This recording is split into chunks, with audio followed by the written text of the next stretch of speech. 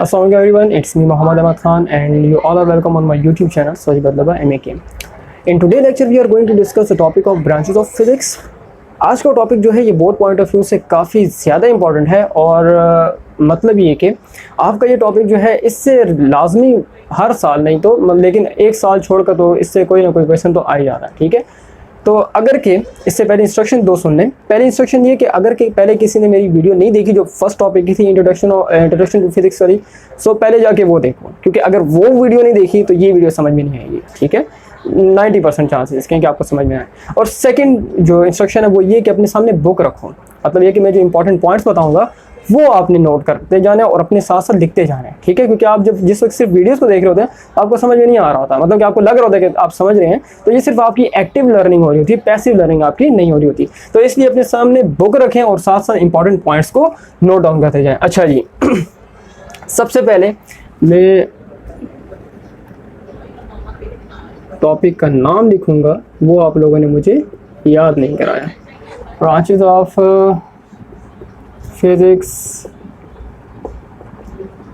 अच्छा, सबसे पहले मतलब कि फ़िज़िक्स की हमारे पास बहुत सी ब्रांचेस हैं, मतलब कि फ़िज़िक्स हमारे पास एक ऐसी साइंस है जिसका मतलब कि जिसका जो हम कह सकते हैं कि जिसका काम जो है बहुत ज़्यादा वसी है, इनफिनाइट लेवल पर उसका काम होता है, यानी कि हर चीज़ में फ़िज़िक्स इन्वॉल्व है।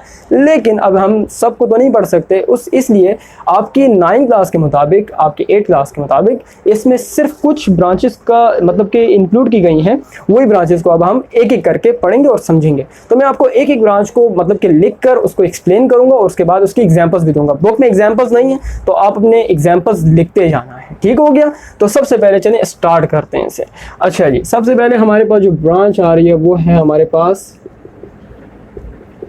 मैकेनिक्स, और इसको हम अकॉर्डिंग टू अगर बुक इसकी डेफिनेशन में लिख लूँ तो बहुत ज़्यादा अच्छा होगा, फिर मैं इसको एक्सप्लेन भी कर दूंगा। कह रहे इट इज़ द स्टडी,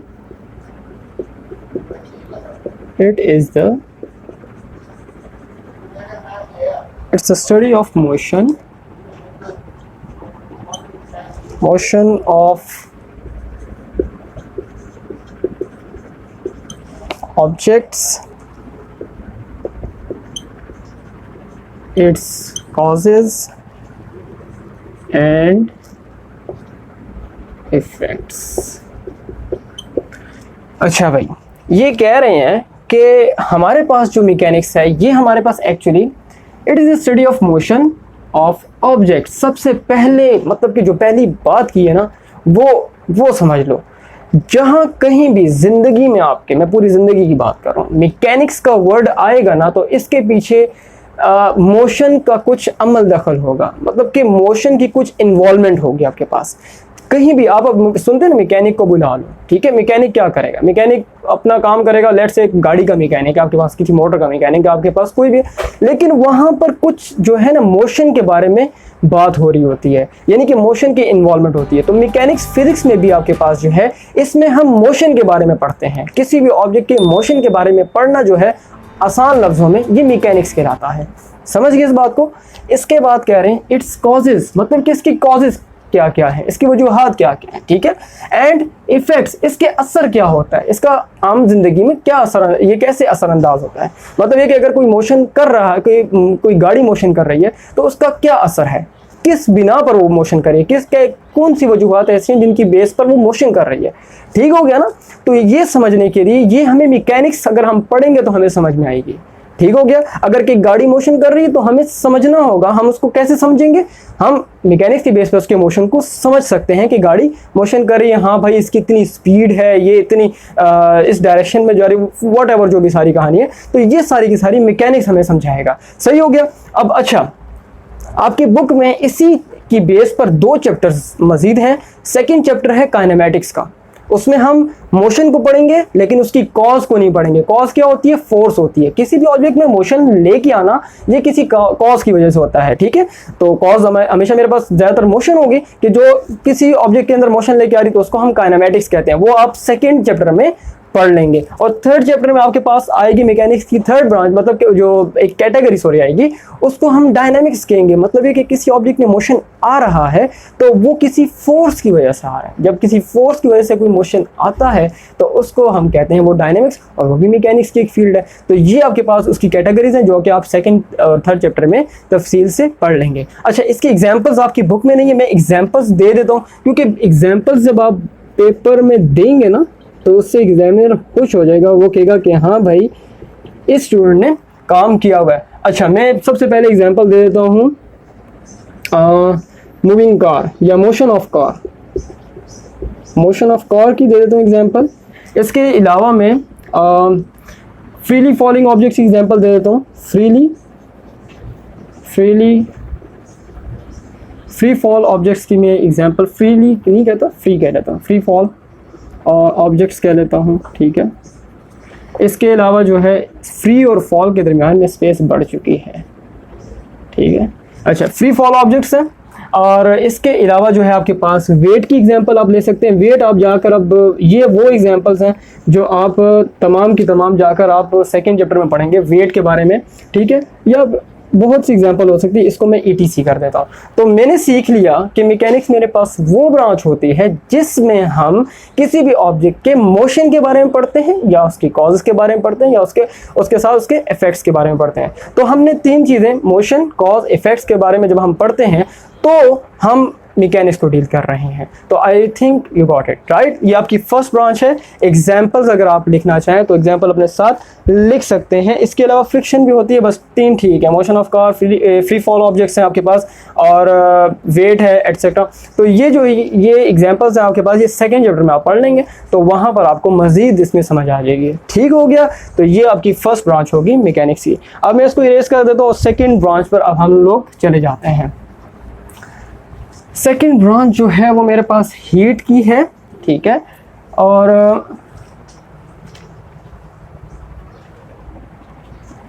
अच्छा जी, इसमें जो है मेरे पास हीट के बारे में बात हो रही है। लास्ट लेक्चर में किसी ने मेरे से थर्मोडायनेमिक्स के बारे में पूछा था, थर्मोडायनेमिक्स, ठीक है, जो मैंने कहा था कि refrigerator is based on the principle of thermodynamics. तो ये थर्मोडायनेमिक्स हीट के अंदर आता है। सबसे पहले इसकी बुक वाली एग्जांपल में डेफिनेशन थोड़ी लिखता हूँ, उसके बाद मैं आपको समझाता हूँ कि ये थर्मोडायनेमिक्स इसके साथ लिंक कैसे करता है। तो इसमें कह रहे हैं कि it deals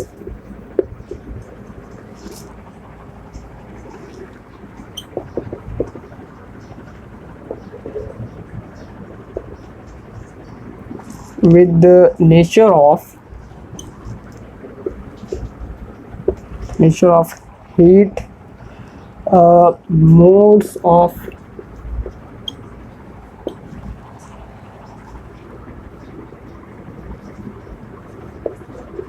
transfer and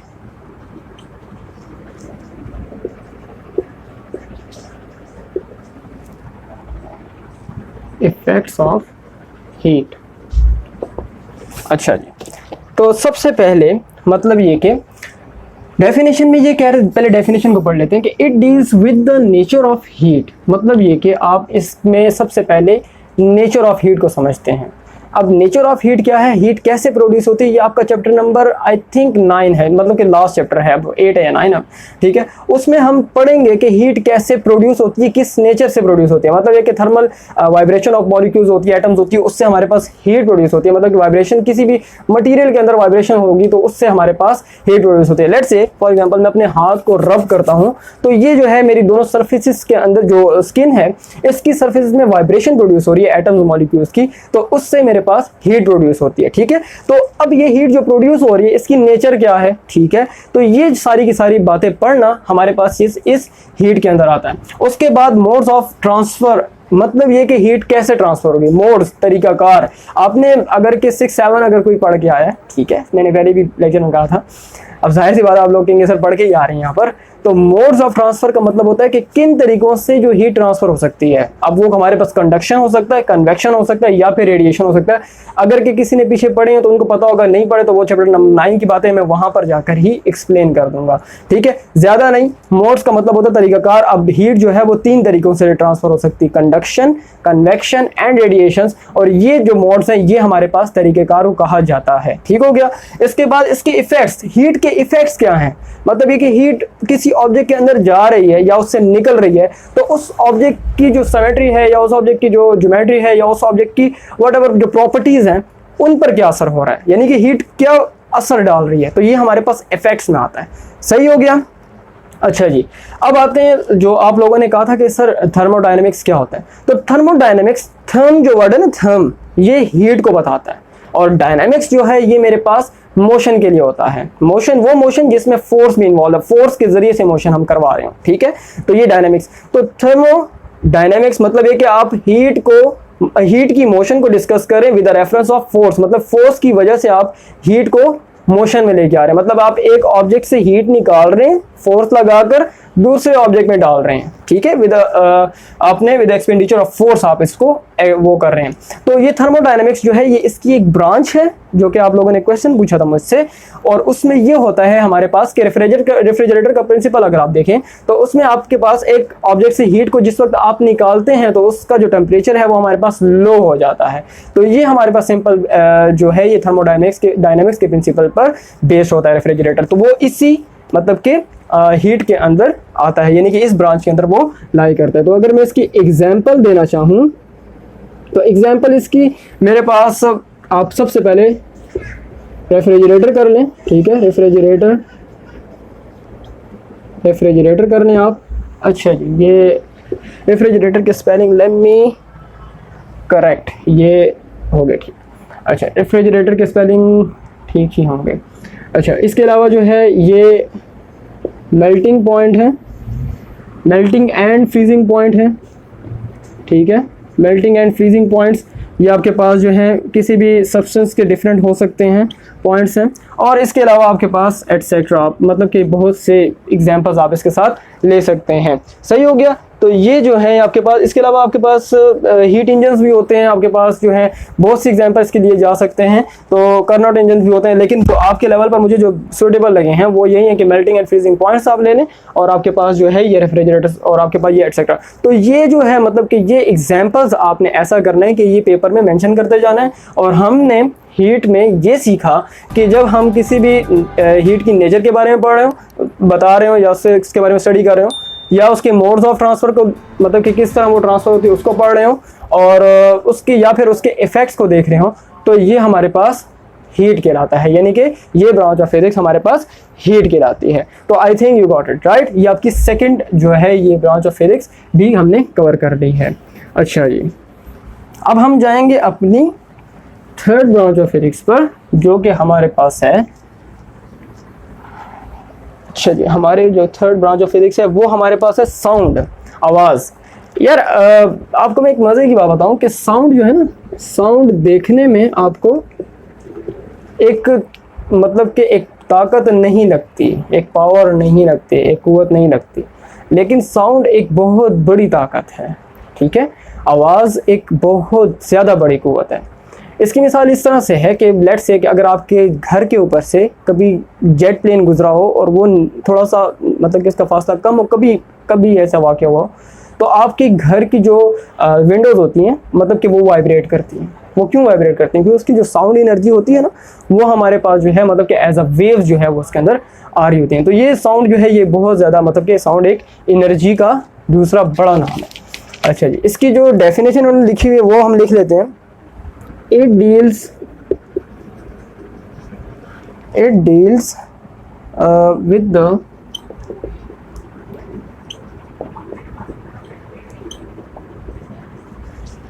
with the physical aspects of sound waves, their sound waves, their production,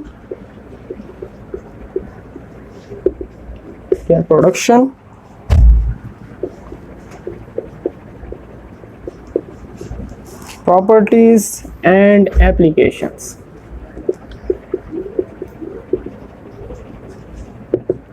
and their applications. अच्छा जी, ये तो होगी भाई इसकी डेफिनेशन। इसमें कह रहे हैं डेफिनेशन को अगर मैं आपको पढ़ा दूं, it deals with the physical aspects of sound wave. Sound waves आती हैं तो उनका फिजिकल एस्पेक्ट कौन कौन से हैं, मतलब ये कि साउंड वेव हमारे पास फिजिकली क्या कर सकते हैं, मतलब ये कि उसका क्या असर है हमारे ऊपर। ठीक है, मैं बोल रहा हूँ आपको सुनाई दे रहा है, तो ये सारी की सारी इन्वॉल्वमेंट जो है ये साउंड का फिजिकल होने का एक सबूत है।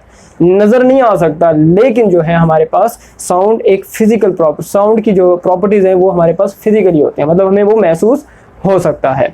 उसके बाद ये है कि देयर प्रोडक्शन कैसे प्रोड्यूस होता है, साउंड कैसे प्रोड्यूस होता है। आपने पढ़ा था पिछली क्लासों में, छोटी क्लासों में, कि जो वाइब्रेटिंग बॉडीज होती हैं, वाइब्रेशन की वजह से साउंड प्रोड्यूस होता है। मैं एक ड्रम को मतलब कि ड्रम बीट करता हूँ तो उसकी जो सरफेस होती है वो वाइब्रेट करती है और मुझे आवाज़ आती है। अब मैं जो बोल रहा हूँ तो मतलब ये कि जो आपकी जो है ये एयर है, मतलब कि इसमें कंप्रेशन, रेयरफेक्शन, या आप 10 क्लास में कहीं आगे पढ़ेंगे उसमें ये होगा आपके पास, इसका पूरा चैप्टर है। अच्छा, 10 क्लास में सेकंड चैप्टर है, हाँ, तो उसमें आप ये पढ़ेंगे कि आपके पास जो है कंप्रेशन, रेयरफेक्शन जो है। तो ये कहने का मतलब है कि कोई भी वाइब्रेटिंग बॉडी जो है वो आपके पास जो है साउंड को प्रोड्यूस करती है। अगर किसी को याद हो, किसी ने बचपन में किया हो, मतलब कि जो आइसक्रीम कप्स होते थे या फिर आपके पास डिस्पोजेबल ग्लासेस प्लास्टिक होते थे, उसमें आप एक ये इस तरह का धागा होता है, स्ट्रिंग ले लेते थे और उसको एक कप के साथ इस तरह बांध ली। ठीक है, इस तरह से आप लेट से ये एक कप हो गया, ठीक है, इस तरह से एक कप के साथ आपने बांध के, और ये दूसरा कप आपके पास होता था।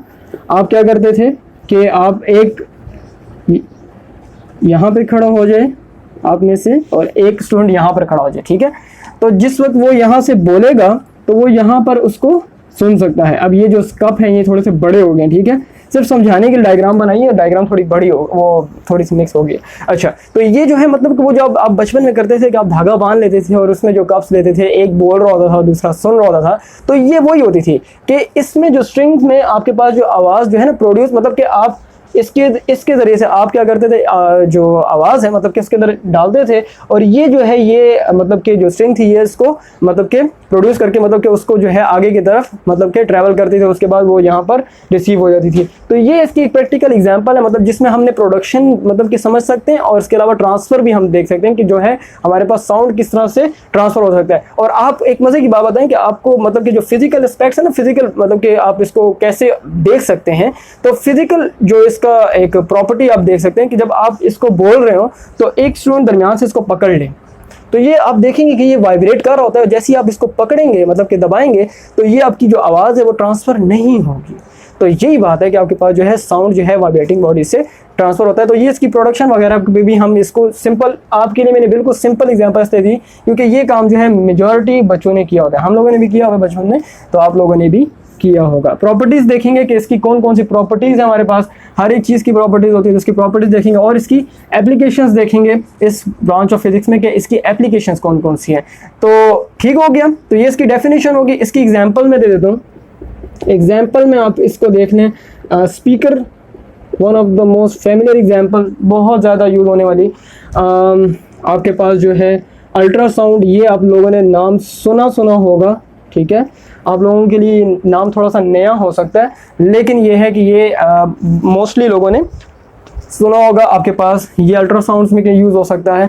बस 2 एग्जांपल काफ़ी हैं, और भी आप अगर कि आप खुद लिखना चाहते हैं तो फिर आप लिख सकते हैं। 2 एग्जांपल्स मैंने दे दिए हैं, ठीक है, तो बाकी अगर आप लिखना चाहते हैं तो आप इसको लिख सकते हैं। ठीक हो गया, तो ये आपकी होगी तीसरी एग्जांपल ब्रांच ऑफ फिजिक्स, जिसकी हमने एग्जांपल्स के साथ इसको डिस्कस कर लिया, डेफिनेशन को भी तफसील से पढ़ लिया। और अब अगर के कोई क्वेश्चन है तो नीचे जाके आप मुझसे कॉमेंट में पूछ सकते हैं। ठीक हो गया, तो अब जो है जाएंगे अपनी अगली ब्रांच ऑफ फिजिक्स पर, जो कि हमारे पास है लाइट ऑप्टिक्स। लाइट ऑप्टिक्स पर जाएंगे। लाइट ऑप्टिक्स जो है हमारे पास, अगर कि मैं उसकी जो डेफिनेशन है अकॉर्डिंग टू बुक लिखूं तो वो मेरे पास होगी,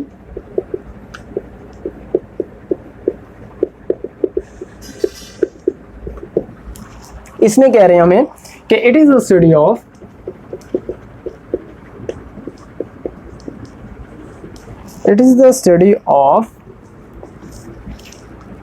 यहां से लिख लेते हैं क्योंकि फिर जगह का मसला बनेगा। physical aspects of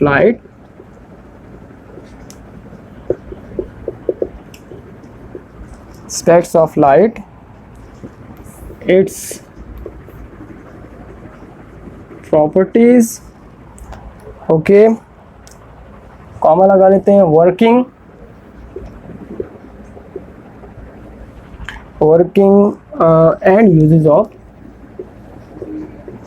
and use of optical instruments,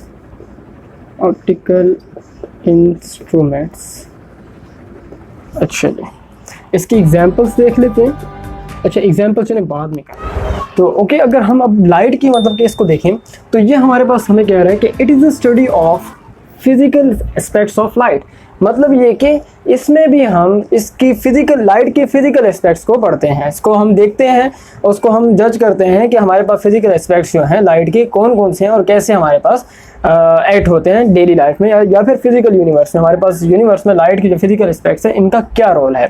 इसके अलावा इट्स प्रॉपर्टीज़, जाहिर सी बात है कि लाइट की हमारे पास बहुत सी प्रॉपर्टीज़ हो सकती हैं, ठीक है। तो ये जो प्रॉपर्टीज़ है लाइट की हम इसके बारे में पढ़ते हैं। वर्किंग मतलब ये कि लाइट कैसे वर्क करती है, कैसे आपके पास जो है इसका यानी कि जब एक जगह से दूसरी जगह पर जाती है तो इसकी जो वर्किंग है बेसिक वो हमारे पास क्या होती है, सो इसको हम देखते हैं। And uses of optical instrument, मतलब ये कि वो इंस्ट्रूमेंट जो कि लाइट के ऊपर बेस्ड है वो कैसे काम करते हैं। फॉर एग्जांपल ये मेरी ग्लासेस हैं, ठीक है, ये ग्लासेस जो हैं ये आपके पास इसकी ऑप्टिक्स में आते हैं, ठीक है। लेंसेज, मिरर्स, वो सारे के सारे लाइट पर जो भी इंस्ट्रूमेंट काम करता है उसको हम ऑप्टिकल इंस्ट्रूमेंट कहते हैं, ठीक है। लाइट पर जो भी इंस्ट्रूमेंट काम करेगा उसको हम ऑप्टिकल इंस्ट्रूमेंट कहते हैं। तो इसमें जो है आप इसके बारे में पढ़ते हैं।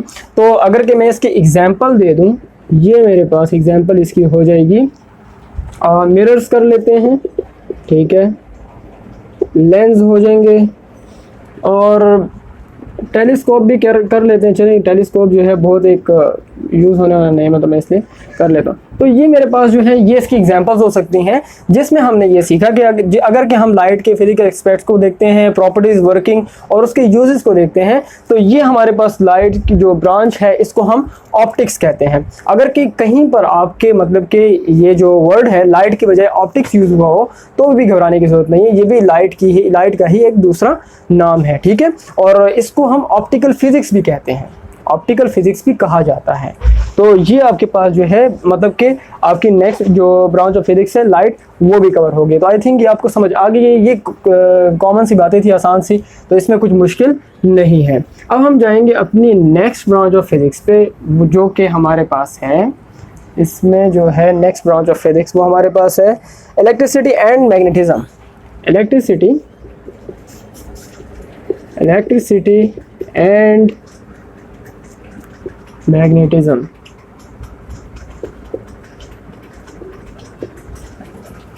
जो इलेक्ट्रिसिटी और मैग्नेटिज्म है मतलब ये कि आपको पता होना चाहिए कि आसान लफ्ज़ों में पहले मैं इसको बता देता हूँ आपको कि जो बिजली है इलेक्ट्रिसिटी है और मैग्नेट आप लोग जानते हैं, सब लोग मैग्नेट क्या होता है।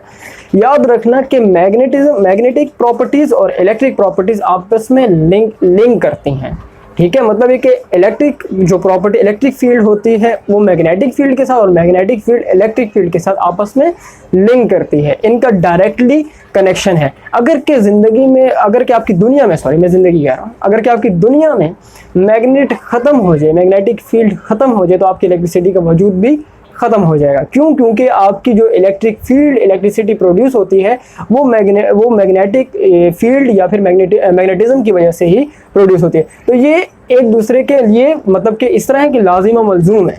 तो ये इसका थोड़ा सा मैंने नाम का इंट्रो दे दिया। आपकी बुक की जो डेफिनेशन है वो मैं वर्ड बाय वर्ड वो लिखूंगा। एग्जाम में आप लोगों ने वर्ड बाय वर्ड लिखनी है और साथ उसकी एग्जाम्पल्स भी उसी तरह देनी जैसा मैंने आपको दी हैं। कह रहे हैं it is the study of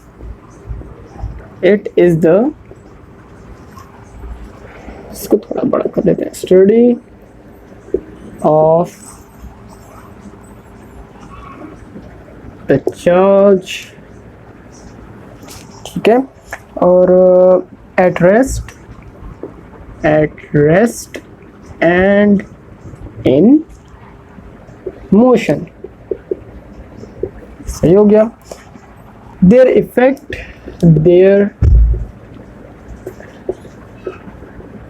their effects and their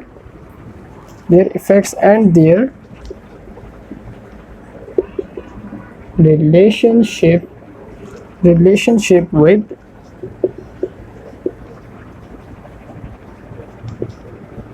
magnetism. अच्छा जी, पढ़ लेते हैं इसको। कह रहे it is the study of the charge at rest. अगर कि कोई चार्ज है, ठीक है, चार्ज है हमारे पास, चार्ज तो आप लोग सब जानते होंगे हमारे पास। अगर हमारे पास कोई छोटा सा चार्ज है, ठीक है, उसको हम रेस्ट में स्टडी करते हैं, ठीक है, और या फिर हम उसको मोशन में स्टडी करते हैं। एक छोटा सा चार्ज है हमारे पास। अब एक चार्ज के गिर्द, लेट्स से ये हमारे पास एक चार्ज है और ये इसके इर्द गिर्द जो है ये इसकी इलेक्ट्रिक फील्ड है। क्या है? इलेक्ट्रिक फील्ड है। थोड़ी सी आपको मतलब कि मैं वो इन्फॉर्मेशन देना चाहता हूँ जो कि ये कहना चाहते हैं, लेकिन ये खुल के नहीं कहते, क्योंकि ये फिर समझते हैं कि बच्चों को समझ में नहीं आएगी। लेकिन मैं आपको आसान लफ्ज़ों में समझाने की कोशिश करूँगा। ये कह रहे क्या हैं? कह रहे हैं कि एक चार्ज है, अगर कि मैं उसको रेस्ट में स्टडी करता हूँ तो याद रखना कि एक चार्ज के अराउंड जो है वो उसकी इलेक्ट्रिक फील्ड होती है। अगर कि ये रेस्ट में हो, मतलब ये मोशन में ना हो या फिर ये स्टैटिक हो, तो इस वक्त जो है ये सिर्फ और सिर्फ इसकी इलेक्ट्रिक फील्ड होगी। लेकिन अगर ये हमारे पास मोशन में हो तो ये जो है मतलब कि इसकी इलेक्ट्रिक फील्ड के साथ साथ मैग्नेटिक फील्ड भी प्रोड्यूस होना शुरू हो जाएगी। तो मतलब कि यहाँ पर इलेक्ट्रिक फील्ड कांस्टेंट होगी इसकी, और यहाँ पर आपके पास जो है वो इलेक्ट्रिक फील्ड मैग्नेटिक, मतलब कि वो करंट में, मतलब कि डायनेमिक्स में आना शुरू हो जाएगी। मोशन जब आएगी आपके पास डायनेमिक्स में, तो वो जो है वो आपके पास थोड़ा सा डिफरेंट होगा, तब जाके आपके पास इलेक्ट्रिसिटी जनरेट होती है जब वो मोशन में चार्ज आते हैं। चार्जेस जब भी मोशन में आएंगे तो आपकी इलेक्ट्रिसिटी जनरेट होती है। तो इसको हम कहते हैं इलेक्ट्रोडायनामिक्स, जो कि बहुत एक मतलब कि आप लोग 10th क्लास में पढ़ेंगे। तो लेकिन मैंने इसलिए बता दिया क्योंकि यहाँ पर इसका मतलब था। अगर कि आपको बिलफर्ज नहीं भी समझ आया तो भी सो के कोई मसला नहीं, आप इसको ये समझ लेते हैं कि एक चार्ज को अगर हम रेस्ट में पढ़ें या फिर उसके साथ उसके मोशन में देखें तो इसको इलेक्ट्रिसिटी और मैग्नेटिज्म में लेते हैं हम। देयर इफेक्ट्स, अब जाहिर सी बात है कि जो चार्जेस हम पढ़ रहे हैं तो उनका कोई ना कोई तो इफेक्ट होगा ना, कोई ना कोई तो असर होगा, उसको हम देखते हैं। And their relationship with magnetism. अब ये जो चार्ज मोशन करेगा तो इसका क्या इफेक्ट होता है? आपने देखो कंपास नीडल कभी ले लें और अपने जो घर में बोर्ड होता है, स्विच जो बटन्स लगे होते हैं, तो उसके ऊपर जो वायर जा रही होती है, आप उसके करीब जो है कंपास नीडल को पकड़ लें। आई होप कि कंपास नीडल तुम लोग जानते हो गए, ठीक है। तो वो जो है मैग्नेटिक फील्ड को दिखाता है कि आपके वो मैग्नेटिक फील्ड, जब वो मैग्नेटिक फील्ड के करीब होता है तो वो वाइब्रेट करना, मतलब कि वो मोशन स्टार्ट कर देता है तेज तेज। तो आप उसको रखें तो आपकी इलेक्ट्रिक वायर के करीब जो है वो डिफ्लेक्शन शो करता है, ठीक है। तो वो जो डिफ्लेक्शन या मोशन होगा या उसकी मूवमेंट होती है, वो इस बात की निशानी होती है कि जब इलेक्ट्रिक फील्ड प्रोड्यूस करते, इलेक्ट्रिसिटी मतलब कि जिस वक्त मतलब कि मोशन करते हैं, मतलब कि चार्जेस मोशन करते हैं, सॉरी, तो उस मोशन की वजह से इलेक्ट्रिसिटी प्रोड्यूस होगी और वो इलेक्ट्रिसिटी जो है वो मैग्नेटिज्म भी प्रोड्यूस करेगी, मतलब कि उसका मैग्नेटिक प्रॉपर्टीज के साथ भी डायरेक्ट ताल्लुक होगा। तो हम कहेंगे कि हमारे पास जो है ये इलेक्ट्रिक जो प्रॉपर्टीज होती हैं ये मैग्नेटिक प्रॉपर्टीज में और ये मैग्नेटिक प्रॉपर्टी इलेक्ट्रिक प्रॉपर्टीज में आपस में इंटरचेंजेबल है, इंटरकन्वर्टिबल है। तो ये इलेक्ट्रिसिटी और मैग्नेटिज्म का आपस में डायरेक्ट काफ़ी गहरा ताल्लुक है और हम जो है इसको रिलेशनशिप कहते हैं, ठीक है। चार्जेस जो हैं इलेक्ट्रिसिटी प्रोड्यूस करते हैं मोशन में और उनका जो है वो मैग्नेटिज्म के साथ ताल्लुक होता है, क्योंकि वो फिर हमारे पास मैग्नेटिक फील्ड प्रोड्यूस करते हैं। अपने लेट से देखो आसान लफ्ज़ों में, चार्ज जा रहा है ना, इलेक्ट्रिक करंट प्रोड्यूस हो रही है, तो ये जो इलेक्ट्रिक करंट है मतलब कि चार्जेस की मोशन है, इसकी जो मैग्नेटिक फील्ड होगी वो उसके इस तरह से अराउंड होगी, मतलब कि ये आपके पास, आप आगे जाएंगे तो कहीं मेरी बात आपको याद होगी अगर कि आप लोगों ने आप लोगों के जहन में बात बैठ गई, तो वो मैग्नेटिक फील्ड उसके इस तरह से अराउंड होती है, राइट हैंड टूल से उसको मेजर करते हैं। तो ये आई थिंक आप लोगों को समझ में आ चुका है। मैंने काफ़ी ज़्यादा एक्सप्लेन इसलिए किया क्योंकि ये टॉपिक जो है आप लोगों को अच्छे से समझ आ सके। इसके एग्जांपल्स जो हैं, एग्जांपल्स मैं इसमें आसान लफ्ज़ों में देना चाहता हूँ।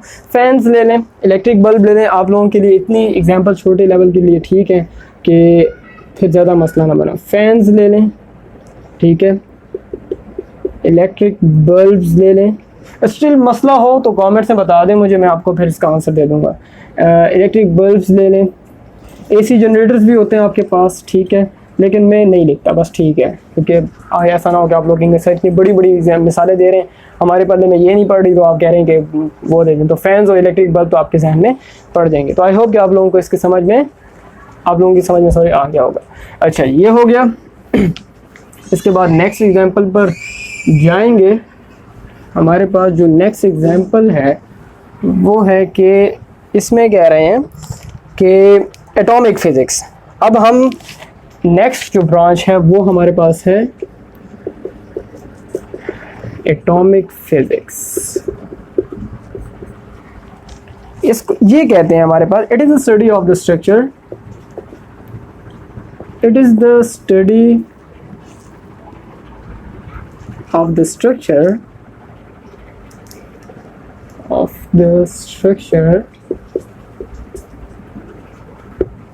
structure and properties of atom and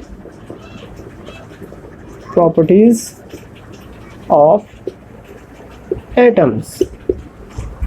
अच्छा जी, ये तो आप लोग सब जानते हैं कि एटम क्या होता है। सबसे छोटा पार्टिकल जो होता है किसी भी मटेरियल का उसको एटम बोला जाता है, ये तो जानते हो ना। अब ये भी नहीं जानते तो बस फिर आप लोगों को अल्लाह ही हाफिज़ है, ठीक है, क्योंकि ये 6th क्लास में कहीं पढ़ाया जाता है, 5-6 में, कि सबसे किसी मटेरियल का सबसे छोटा जो पार्टिकल होता है उसको एटम बोला जाता है, ठीक है।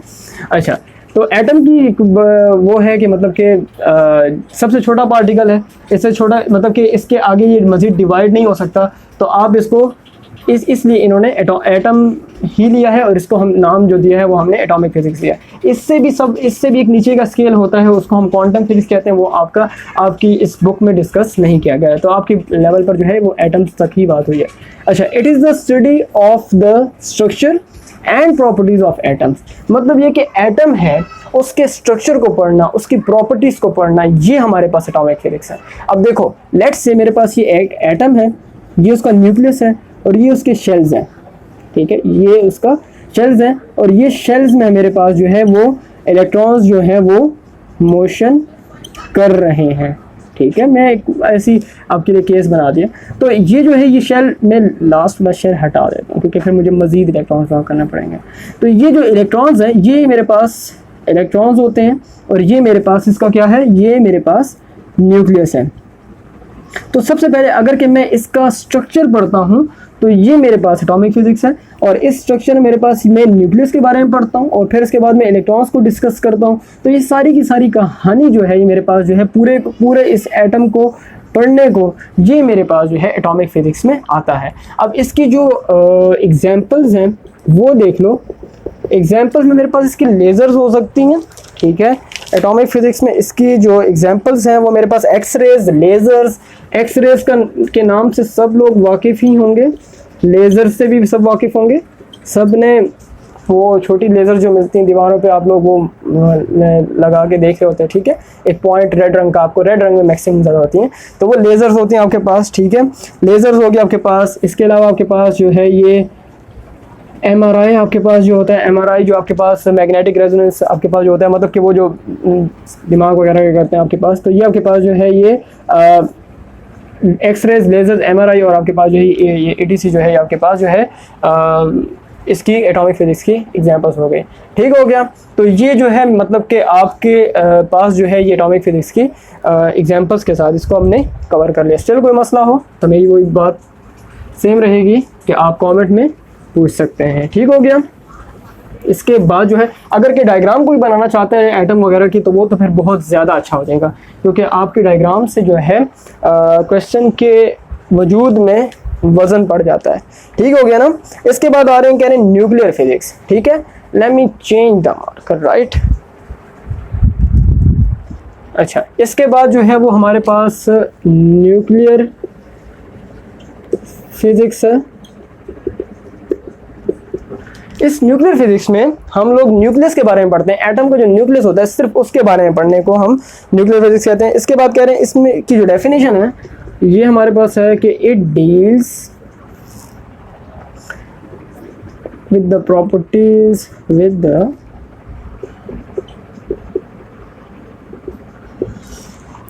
with the properties and behavior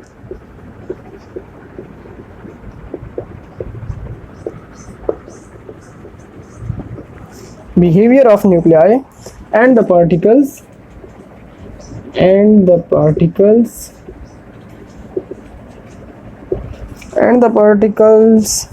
within the nuclei.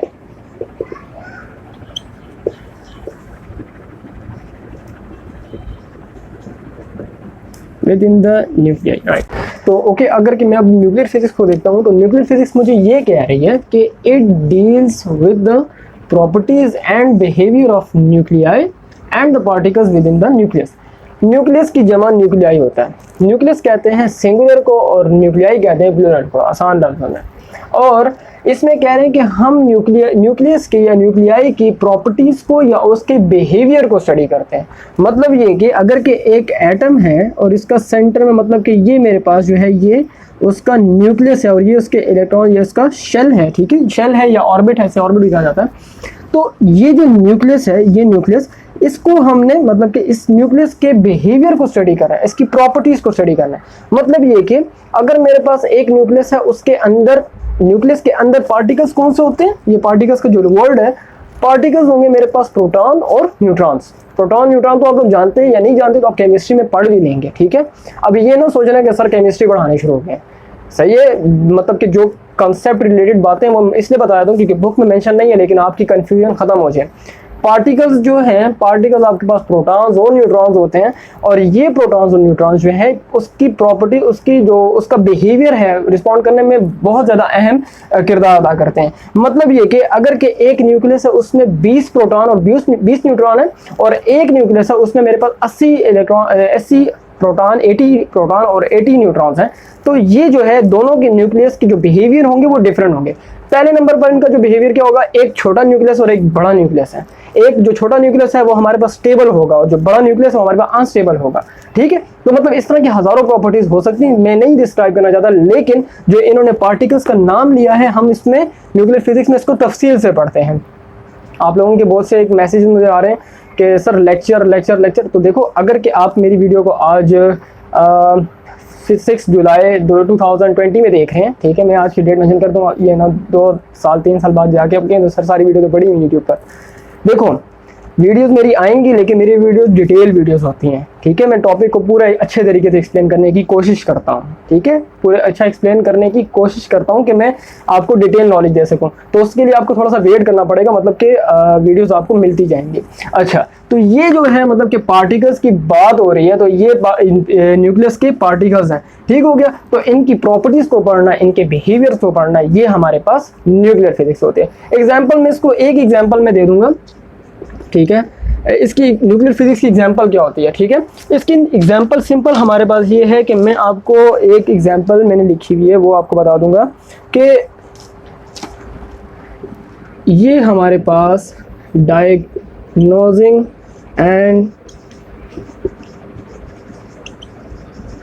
Treatment of cancer patients जो होते हैं ना, उनका इलाज हम न्यूक्लियर फिजिक्स की बेस पे करते हैं। मतलब ये है कि उनको उनकी जो, मैं आपको आसान समझाता हूँ कैसे, diagnosing and treatment of cancer, ठीक है। कैंसर पेशेंट जो होते हैं उनका कैसे इलाज किया जाता है, छोटी सी बात मैं करूँगा कि मतलब आपको समझ आ जाए कि इलाज होता कैसे। आप लोगों ने सुना होगा ना कि मतलब कि कैंसर का इलाज होता है, तो वो कैसे होता है कि देखो, आसान लफ्ज़ों में ये कैंसर सेल है, ठीक है, और ये कैंसर सेल जो है ये मतलब कि ये कैंसर सेल जो है ये डेवलप हो गया और भी सेल्स को डैमेज करता है। तो न्यूक्लियर फिजिक्स वाले जो न्यूक्लियर फिजिसिस्ट होते हैं वो क्या करते हैं कि जो उसके साइड पर लिविंग सेल्स होते हैं, मतलब कि जो आपकी बॉडी के सेल्स होते हैं, बियोलॉजी में आप लोगों ने पढ़े होंगे कि उन सेल्स को जो है मतलब कि रेडियो एक्टिव रेस के जरिए जो है ना डीएक्टिवेट कर देते हैं, उनको डेड कर देते हैं। तो जो अंदर वाला जो सेल होता है ना वो ब्लॉक हो जाता है। मतलब ये कि ये उसके एक अराउंड शील्ड डेवलप हो जाती है, मतलब ये कि उसकी ग्रोथ रुक जाती है। वो बॉडी के अंदर रहेगा, लेकिन ये जो है वो डेवलपिंग उसकी जो मजीद है वो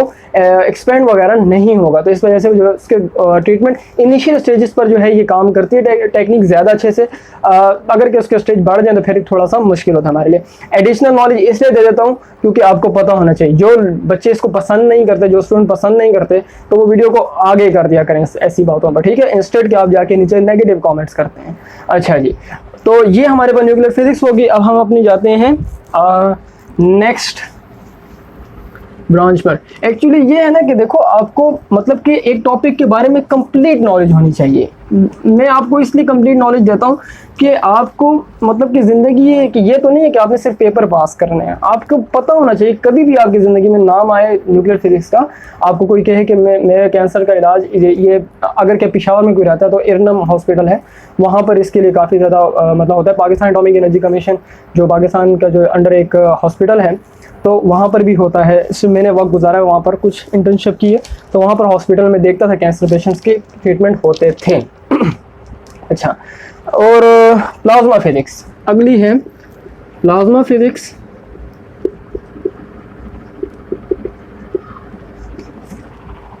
प्लाज्मा फिजिक्स जो है उसमें कह रहे हैं कि इट इज द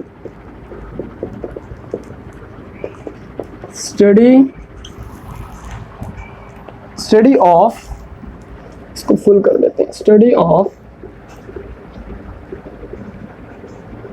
प्रोडक्शन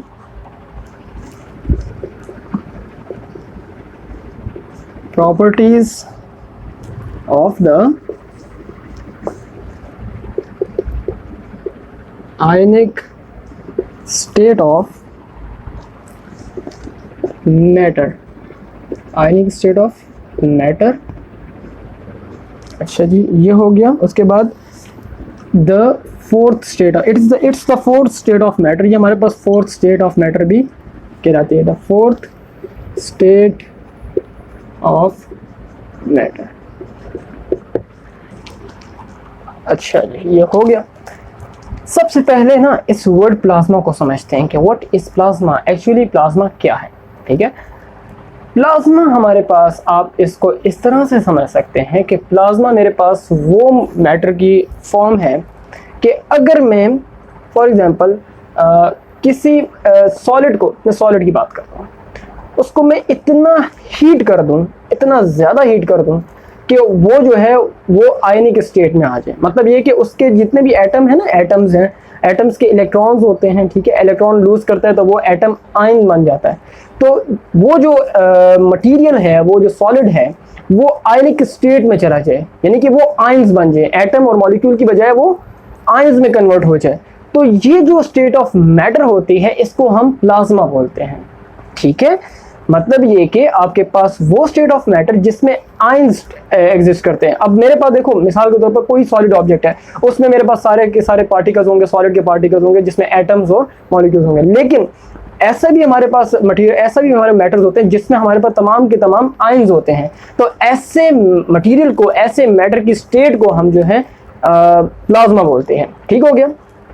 आपका ये सूरज प्लाज्मा है, स्टार्स आपके प्लाज्मा है, यूनिवर्स में आपके पास ज्यादा प्लाज्मा है। ठीक हो गया। तो ये आपके पास plasma ionic state of matter है। अब इसमें कह रहे हैं कि it is the study of production properties of the ionic state of matter. मतलब ये कि इसमें हम ये पढ़ते हैं कि हम प्लाज्मा कैसे प्रिपेयर कर सकते हैं और इसकी प्रॉपर्टीज कौन कौन सी होती हैं। इसके अलावा ये हमारे पास आयनिक स्टेट ऑफ मैटर है, फोर्थ स्टेट ऑफ मैटर भी इसे कहा जाता है, solid, liquid, gas and fourth one is plasma. आप इसको आयनिक स्टेट ऑफ मैटर और प्लाज्मा भी इसको हम लेते हैं। आपका 7th नंबर चैप्टर है, उसमें आप प्लाज्मा के बारे में थोड़ा सा पढ़ेंगे, प्रॉपर्टीज ऑफ मैटर में। सही हो गया। तो यहां तक हमने इसको प्लाज्मा को पढ़ लिया है। आसान मिसाल, इससे भी आसान मिसाल जो प्लाज्मा आपको समझा सकते हैं, जो आप खुद भी देख सकते हो। आपने कभी मैच स्टिक जलाई हो, माचिस जलाई हो, तो आपके पास जो उसका फ्लेम, जो उसका शोला होता है, वो आपको जो नजर आ रहा होता है। तो अगर कि उसका टेम्परेचर बहुत ज़्यादा हो जाए ना, बहुत ज़्यादा बढ़ जाए, तो हम कह सकते हैं कि ये जो शोला है, ये जो आपके पास ये फ्लेम है, ये फायर जो है, ये प्लाज्मा है। अगर कि उसका टेम्परेचर बहुत ज़्यादा बढ़ जाए या बहुत ज़्यादा बढ़ा दिया जाए किसी आर्टिफिशियल मीन से, तो ये हमारे पास होता है प्लाज्मा, जिसको हम प्लाज्मा की टाइप में कंसिडर करते हैं। इसके अलावा फ्लोरेसेंट लैंप होते हैं, मैं इसकी एग्जांपल्स लिख देता हूँ, उसमें आपको ज़्यादा अच्छे से समझ आ जाएगा। ये जो है मतलब कि इसकी जो एग्जांपल्स हैं, पहले नंबर पर आपके प्लाज्मा टीवीज आपने देखा होंगे, प्लाज्मा स्क्रीन्स होती हैं, वो भी आपके पास होते हैं, इसकी प्लाज्मा टीवीज होते हैं। और इसके अलावा आपके पास फ्लोरेसेंट, आपके पास लैंप्स होते हैं आपके पास। और इसके अलावा एक और एग्जांपल भी आप लेते हैं जिसमें आप लोग, मैंने लिखी थी, यस, आप इसमें, हाँ, नियॉन साइंस होते हैं, नियॉन साइंस आपके पास, इसमें भी आप लोग प्लाज्मा यूज़ करते हैं। तो नियॉन साइंस आपके पास जो साइन बोर्ड वगैरह होते हैं इस तरह के आपके पास जो है ये प्लाज्मा के अंडर में ही आता है, मतलब कि प्लाज्मा की फिजिक्स में ही हम उसको जज करते हैं, उसमें हम पढ़ते हैं, उसमें हम बनाते हैं। तो ये हमारे प्लाज्मा टीवीज, प्लाज्मा स्क्रीन्स होती हैं आपके घरों में। ये फ्लोरोसेंट लैम्प होते हैं आपके पास, नियॉन ट्यूब्स होती हैं, डिस्चार्ज ट्यूब्स भी होती हैं, लेकिन वो आपके एक्सेलरेटर्स वगैरह वो आपको मैं नहीं लिखवाता। जो आपके डेली लाइफ की चीज़ें हैं मैंने वही सिर्फ और सिर्फ एग्जाम्पल्स यूज़ करने की कोशिश की है। तो आई होप कि आपको प्लाज्मा फिजिक्स की समझ भी आ चुकी है। इसको दोबारा देख लेते हैं। Plasma it is a study of production properties of the ionic state of matter. Ionic state of matter क्या है? प्लाज्मा है। उसको अगर हम उसके बारे में आयनिक स्टेट ऑफ मैटर के बारे में पढ़ते हैं, प्रोडक्शन के बारे में पढ़ते हैं या उसकी प्रॉपर्टीज के बारे में पढ़ते हैं, तो वो हमारे पास प्लाज्मा फिजिक्स होता है। I hope you got it right.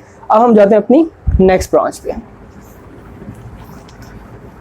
अल्लाह अकबर। अच्छा जी, आई थिंक कि आप लोगों ने अभी तक अपनी बुक्स पर सब का सब जो है वर्ड बाय वर्ड जो एग्जांपल्स मैंने बताई हैं वो लिखी होंगी। ठीक है, एग्जांपल्स बोर्ड में बहुत ज़्यादा इंपॉर्टेंस रखती हैं। टॉपर्स जितने भी होते हैं वो सारे इसी तरह पेपर अटैम्प्ट करते हैं। मैं खुद भी पेपर इसी तरह अटैम्प्ट करता था, इसी तरह बता रहा हूँ आपको।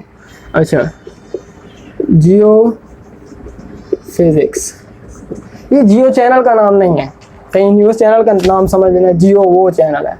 ठीक है, geo stand for earth. Geo word जो है वो अर्थ के लिए स्टैंड करता है। ठीक है, it is the study of the internal structure of the earth. It is the study of the internal structure of earth। ठीक है, of the earth। अच्छा जी, ये कह रहे हैं जब आप देखो आपके पास ज़मीन जो है उसमें आपके पास जो है मतलब कि ज़मीन आपको देखें तो इसका इंटरनल स्ट्रक्चर इसके आउटर एक्सटेंड से डिफरेंट है। ठीक है, इंटरनल स्ट्रक्चर में कहा जाता है कि लावा है या पिघला हुआ मेटल है, यानी कि मेल्टेड आपके पास मेटल्स पड़े हुए हैं। ठीक है, यानी कि मेटल जो है वो मेल्ट हुए हुए, उनकी जो स्टेट है वो मोल्टन स्टेट में। तो उस स्ट्रक्चर के बारे में पढ़ना ये हमारे पास जियोफिजिक्स कहलाता है। अब याद रखना कि ज़मीन का जो इंटरनल स्ट्रक्चर है वो उसके आउटर स्ट्रक्चर से बहुत ज़्यादा डिफरेंट है, मुख्तलिफ है। मतलब ये ऐसा नहीं है कि आपका जो आउटर स्ट्रक्चर आपको देखने में मिलता है, आपको मिट्टी नज़र आती है, आपको जो ग्राउंड नज़र आता है, प्लेन्स आपको नज़र आते हैं, इंटरनल स्ट्रक्चर इससे बिल्कुल डिफरेंट है। क्योंकि वहाँ पर आपके पास जो है जिसको लावा बोला जाता है उर्दू में, आप इंग्लिश में भी लावा बोला जाता है, खैर आप उसको देखते हैं मोल्टन जो मेटल्स होते हैं उस स्टेट का आपके पास जो है वो स्ट्रक्चर है। तो उसको अगर पढ़ेंगे हम तो हम कहेंगे कि it is the study of internal structure of the earth. अब इसका यूजेस क्या है, इसकी एग्जांपल क्या है, इसका एप्लीकेशन क्या है, तो मैं आपको इसकी एप्लीकेशन बैलेंस करने के लिए लिखवा देता हूँ कि आपको अगर आ जाए तो आप लिख सकते हैं। इसके लिए आप लिख सकते हैं इसकी जो एग्जांपल है, मतलब कि इसकी जो एप्लीकेशन है, ठीक है, एप्लीकेशन भी इसको कंसिडर किया जा सकता है कि इट हेल्प्स टू एक्सप्लोर, ये अपने पास लिख लेंगे, it helps to explore petroleum reservoirs, yes,